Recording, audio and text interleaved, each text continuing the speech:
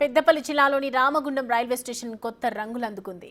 ఉమ్మడి కరీంనగర్ జిల్లాలో అతిపెద్ద రైల్వే స్టేషన్గా పేరుగాంచిన రామగుండం రైల్వే స్టేషన్ కొత్త శోభను సంతరించుకుంది. అధునాతన ఎస్కలేటర్లు, లిఫ్టులు, ఏసీ విశ్రాంతి గదులు వంటి ఆధునిక హంగులతో సరికొత్తగా తయారైంది.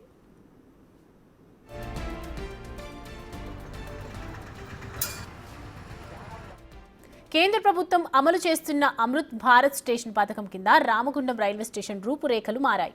ఈ రైల్వే స్టేషన్ డెవలప్మెంట్ కోసం కేంద్రం 29.49 కోట్ల రూపాయలను ఖర్చు చేసింది.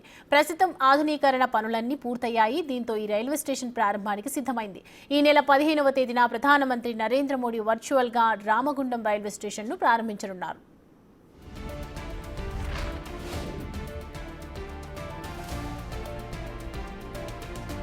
రామగుండం రైల్వే స్టేషన్ ఆధునీకరణలో భాగంగా ప్రయాణికులకు అధునాతన సౌకర్యాలను కల్పించారు.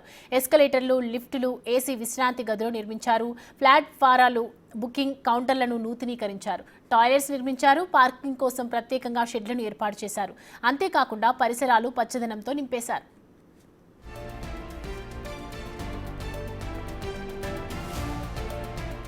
ప్రస్తుతం రామగుండం రైల్వే స్టేషన్ చెన్నై, ఢిల్లీ మార్గంలో ప్రధాన కేంద్రంతో సేవలందిస్తోంది. రామగుండం పరిధిలో ఎన్టీపీసీ, ఎరువుల కర్మాగారం, సింగరేణి గనుల వంటి కేంద్ర ప్రభుత్వ సంస్థలు ఉండటంతో ఈ స్టేషన్ నుంచి దేశవ్యాప్తంగా రాకపోకలు అధికంగా ఉంటాయి. ఈ నేపథ్యంలోనే రామగుండం రైల్వే స్టేషన్ను అత్యాధునిక హంగులతో పునరుద్ధరించారు.